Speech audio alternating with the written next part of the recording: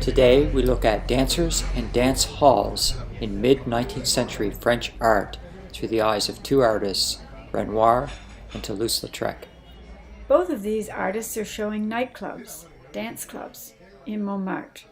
In the mid-1800s, Montmarte was a hillside village on the outskirts of Paris.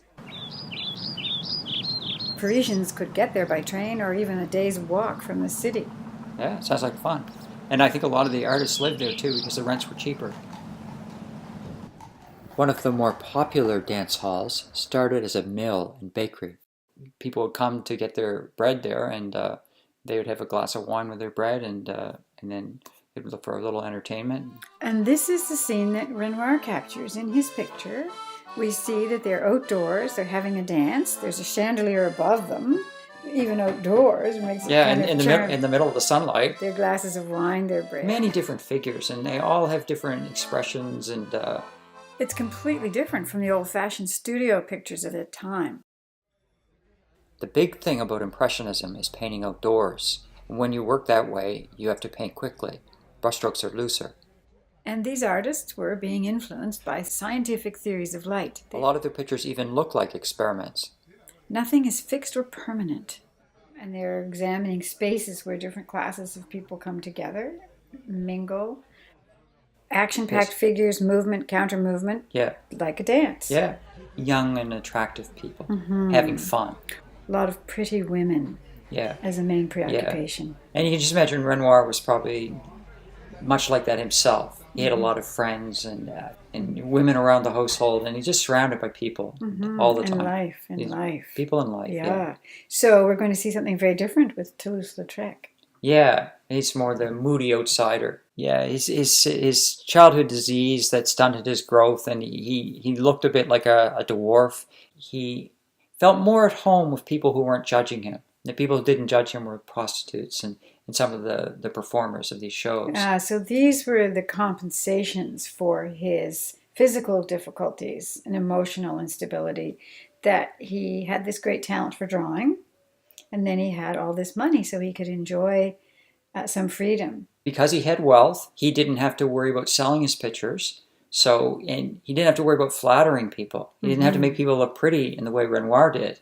So he was more of a truth teller. And he was more attracted to the fringes of society where he felt he belonged. So now we get some new clubs appearing, and the Moulin Rouge becomes a centerpiece of this nightlife in Montmartre. And Lautrec painted performers, singers, stars of the show.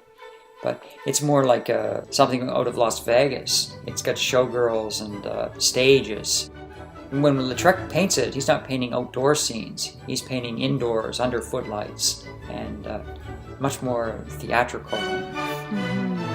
And the form that he invents and uses is posters. So it becomes poster art.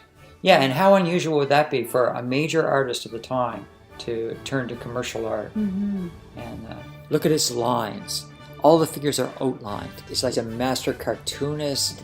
His line going all over the page, in and around these flat areas of color, animating everything.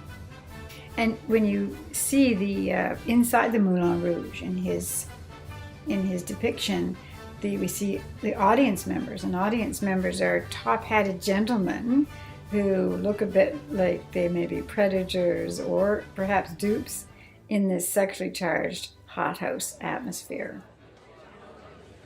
Everything's a show.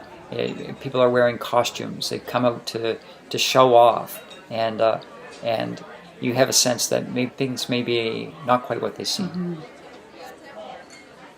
So from Renoir to Lautrec, we pass from an age of innocent forays into the country to a more commercialized entertainment mecca. Both men are capturing aspects of their contemporary life, and they're examining spaces where different classes of people come together. But we're seeing a new entertainment culture emerging.